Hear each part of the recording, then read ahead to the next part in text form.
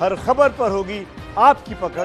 Download कीजिए ABP live app. Manish Sharma मेरे साथ जुड़ चुके हैं। गौरव जी, मैं प्लीज आपका रुख करूंगी। मनीष शर्मा जुड़ चुके हैं क्योंकि सुनवाई शुरू हो चुकी है। बड़ी खबर है ये। मनीष, जानकारी, क्योंकि पहले खबर ये आ रही थी और मेरे तीनों रिपोर्टर्स इस वक्त आपको स्क्रीन पर दिखाई दे रहे हैं। मैं उनके पास जाऊं उससे पहले मनीष जानकारी दीजिए। ये बिल्कुल रूबिका, अभी तक ये खबर आई है कि सुनवाई के दौरान इस पूरे मामले को डीबी यानी डिवीजन बेंच तक ट्रांसफर करने की बात है। और अगर डिवीजन बेंच से मामला जा रहा है तो आज ही शाम 7 बजे यानी कुछ देर बाद इस मामले की सुनवाई यही राजस्थान हाईकोर्ट में होगी। जज कौन होंगे ये कुछ देर में तय होगा। जी प्रशांत मेरे सहयोगी जुड़ चुके हैं। प्रफुल्ल भी इस वक्त हमको स्क्रीन पर नजर आएंगे आपसे कुछ ही देर में। प्रशांत, आपके पास क्या जानकारी है? और जैनेन्द्र भी दिखाई दे रहे हैं हमें स्क्रीन पर। प्रशांत जी रूबिका, देखिए मैं इस वक्त मानेसर के उस होटल के बाहर खड़ा हूँ, उस रिसोर्ट के बाहर खड़ा हूँ जहाँ पर जो सचिन पायलट गुट के काफी एमएलएस हैं वो यहाँ पर हैं। और हमें ऐसी जानकारी मिल रही है, जैसा आपने बताया, मनीष अभी बता रहे थे कि इनका जो अगला रुख होगा, इनकी नजर अब राजस्थान हाईकोर्ट पर है कि वहां से क्या निर्णय आता है। क्योंकि ये माना जा रहा है कि 7:30 7:40 तक वहां पे जो डिवीजन बेंच में जो 2 जजों की बेंच की सुनवाई होनी है वो वहां पर होगी। और उसके बाद हाईकोर्ट आखिर क्या कहता है, क्योंकि सचिन पायलट गुट के विधायकों ने जो स्पीकर ने जो डिस्क्वालिफिकेशन का नोटिस इनको भेजा है उसके खिलाफ अदालत का दरवाजा खटखटाया है। तो यहाँ पर इंतजार है अदालत के निर्णय के कि अदालत आखिर क्या फैसला लेती है और आज ही लेती है या कल फिर सुनवाई कल भी टाली जाती है, उसके बाद कोई निर्णय आता है। तो मैं यहाँ पे मौजूद हूँ, लेकिन सकता है अपडेट ये भी दे दूं मनीष। हो गया ऐसा कहा। मनीष, मेरी आवाज आ रही? नहीं, हमने नहीं सुना। हमें तो कोर्ट में ऐसी कोई बात नहीं है। क्या मतलब सिंघवी साहब ने आप लोगों ने अपोज किया था कि एक्सेप्ट ना हो इनकी पिटीशन? वो अपोज किया था लेकिन कोर्ट ने मंजूर कर ली एप्लीकेशन अमेंडमेंट की। और अब वो अमेंडेड रिट फाइल करेंगे। अमेंडेड रिट फाइल होगी तो वो डीबी में सुनवाई होगी। और डीबी कब लगेगी पता नहीं मुझे। Thank you sir. ये वकील थे, उन्होंने कहा कि हमने अमेंडमेंट के लिए कुछ वक्त मांगा था, एप्लीकेशन लग गई है। अब वो कब करेंगे इस पर सुनवाई, ये वक्त नहीं बता रहे हैं। लेकिन हमें जो खबर मिल रही है उसके मुताबिक एप्लीकेशन को एक्सेप्ट कर दिया गया है और 7:30 बजे बाकायदा सुनवाई शुरू हो जाएगी। बीच में मैंने ये कहा था कि सुनवाई शुरू हो चुकी है, नहीं, एप्लीकेशन को एक्सेप्ट कर लिया गया और सुनवाई जो है वो 7:30 बजे शुरू हो जाएगी। प्रफुल्ल सीएम हाउस के बाहर से हमारे साथ हैं और जितेंद्र लाइव से जयपुर में मौजूद हैं इस वक्त वो।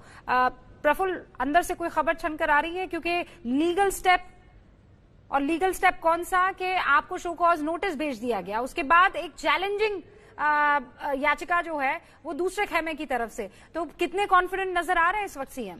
कल तक तो बहुत कॉन्फिडेंट थे। देखिए, सीएम के चेहरे पे कॉन्फिडेंस अभी भी देखने को मिल रहा है। मैं फेयरमेंट होटल पे बाहर मौजूद हूं जहां पर तमाम विधायक कांग्रेस के रुके हुए हैं और अब से कुछ देर पहले ही सीएम यहां से रवाना हुए हैं। कहां गए हैं इसके बारे में जानकारी नहीं दी गई है, लेकिन सुबह से 2 बार 2 मंत्री जो हैं, कैबिनेट मंत्री हैं अशोक गहलोत के, वो यहां पर आके प्रेस कॉन्फ्रेंस कर चुके हैं, प्रताप सिंह और रघु शर्मा।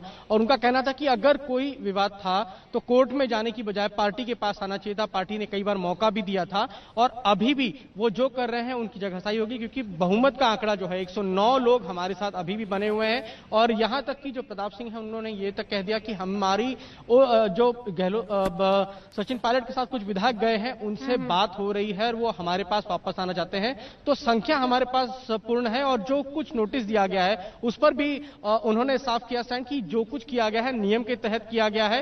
वो चैलेंज करेंगे तो सामने डिसीजन आ ही जाएगा। लेकिन अभी भी जो यहां पर तमाम विधायक हैं, मंत्री हैं, खुद अशोक गहलोत है, वो पूर्ण तरह से एकदम संतुष्ट हैं। उनके चेहरे पे जो भाव है वो एकदम दिखता है कि नंबर्स उनके पास है। बार बार वो उनसे कहा जा रहा है कि 109 का जो आंकड़ा है वो उनके पास है और कुछ जो कुछ भी नियम के हिसाब से है वो नोटिस सर्व किया गया है। आप ये कह रहे हैं कि पूरे कॉन्फिडेंट नजर आ रहे हैं। प्रफुल्ल, बस मैं एक संशोधन करना चाहती हूँ। जो आपने बताया कि आप सीएम आवास के बाहर मौजूद नहीं है, आप फेयरमाउंट होटल के बाहर मौजूद है जहां पर तमाम विधायक है और इनफैक्ट सीएम वहीं पर रुक रहे हैं, ये बताने की कोशिश कर रहे हैं कि मैं भी एक आम विधायक हूं इस वक्त। तो ऐसा है?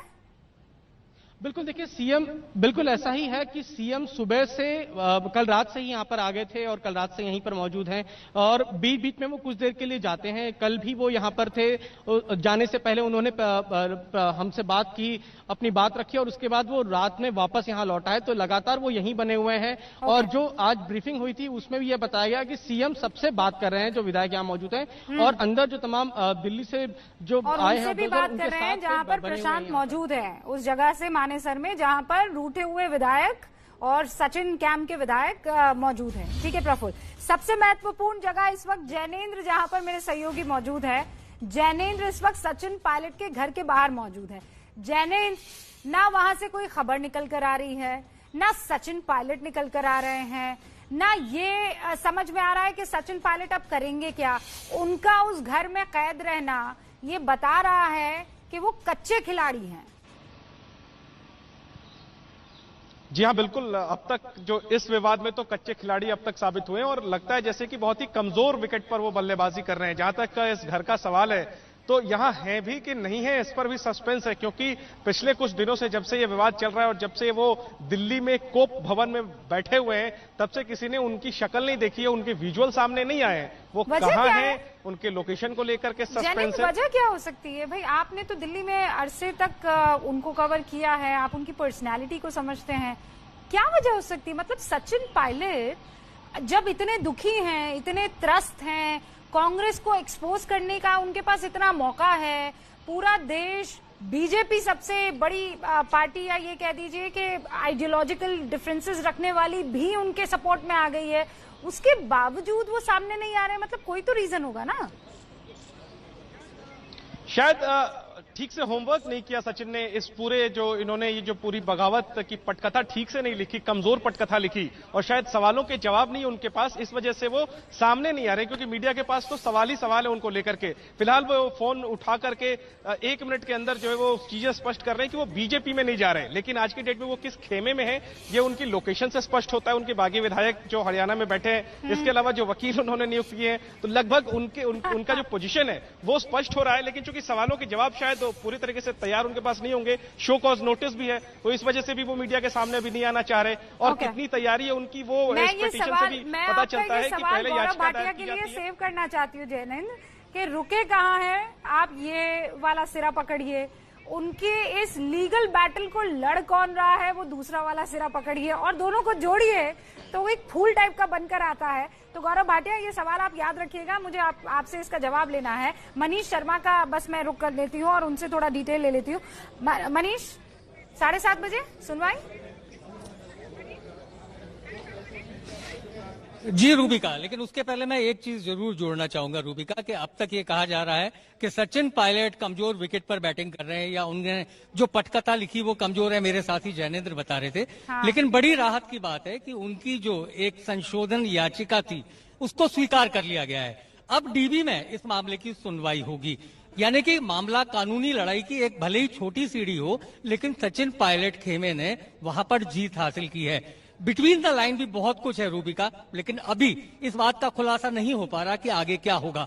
7:30 बजे का टाइम अभी दिया गया है, लेकिन अभी इसकी पुष्टि होनी बाकी है। लेकिन ये मामला तय हो चुका है कि ये मामला division bench of Rajasthan high court में सुना जाएगा। यानी कि कल मतलब ये है, ये जो बिटवीन द लाइन्स का आपने जिक्र किया है मनीष, मैं ये समझना चाहती, इसका मतलब ये है कि सचिन स्ट्रेटेजिकली मीडिया के सामने नहीं आ रहे कि बताइए आप कैसे प्रूव कर पाएंगे कि मैंने पार्टी के खिलाफ बोला। जी बिल्कुल, जी बिल्कुल रूबिका, सबसे बड़ा बात यह है कि सचिन पायलट खेमे के किसी भी व्यक्ति ने, किसी भी विधायक ने अब तक कांग्रेस पार्टी या कांग्रेस के अनुशासन को लेकर कोई भी हरकत नहीं की है, कोई भी बात नहीं की है। और ऐसे में अब सचिन पायलट को जब एक छोटी जीत मिली है कि उनकी अर्जी मंजूर हो गई है, और अब जब ये ऐसा बहुत कम होता है मनीष, ऐसा बहुत कम होता है। देखिए, मेरे 2 रिपोर्टर्स में इस बात को लेकर बहस हो या फिर अपनी अपनी बातें रखना चाहें, ये बड़ा कम होता है। मुझे बहुत कम मौका मिलता है, ज्यादातर मैं स्पोक्स पर्सन के साथ डिबेट कर रही होती हूँ। लेकिन जैनेंद्र, गो ऑन। जी हाँ, बिल्कुल, जैसा मनीष जी बता रहे थे कि अब तक सचिन सामने नहीं आए हैं और शायद वो रणनीति का हिस्सा हो कि ऐसा कोई बयान उनकी तरफ से ना आए जो पार्टी विरोधी माना जाए। लेकिन मनु भाकर जो राजस्थान यूथ कांग्रेस के अध्यक्ष थे कुछ दिन 2 दिन पहले तक, वो सरेआम ट्विटर पर लिख रहे हैं कि कांग्रेस से की निष्ठा का मतलब गहलोत की गुलामी नहीं है। तो क्या ये बयान नहीं है और क्या ये पार्टी विरोधी नहीं है? और न सिर्फ मनु भाकर बल्कि उनकी तरह और 1-2 विधायकों के जो बयान आए हैं सीधे सीधे वो गहलोत की अथॉरिटी को चैलेंज कर रहे हैं।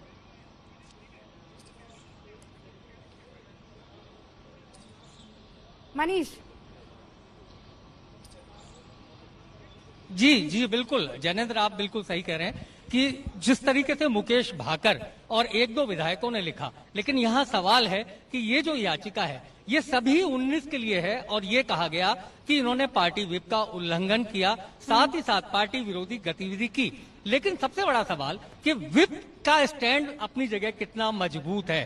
क्या ये व्हिप है या केवल राजस्थान विधानसभा के सत्र के दौरान जारी किए जाने वाला व्हिप मान्य होता है? सबसे बड़ा सवाल यह है कि इस व्हिप को क्या राजस्थान हाई कोर्ट में स्टैंड किया जा सकेगा और उसके बाद ये तय होगा कि अनुशासनहीनता है या नहीं, क्योंकि अभी जैन जो है हमें इंतजार करना होगा। भाई ऐसे आप आलोचना कर सकते हैं, ये पार्टी विरोधी गतिविधि कहाँ हुई? मुझे तो लगता है ये लोकतांत्रिक हुआ। मान लीजिए जैनेंद्र, आप और मैं एक दूसरे की बात से ना इत्तेफाक रखते हो या मनीष और मैं एक दूसरे की बात से ना इत्तेफाक रखते हो, तो हम एक दूसरे के बारे में कह सकते हैं, लेकिन ये एक दूसरे का विरोध करना कैसे हो सकता है? आई थिंक इसी मोड़ पर और इसी सोच के साथ राजस्थान हाईकोर्ट में सुनवाई होगी और उस पर फैसला लिया जाएगा। बहुत बहुत शुक्रिया जैनेंद्र, बहुत बहुत शुक्रिया मनीष जानकारी देने के लिए।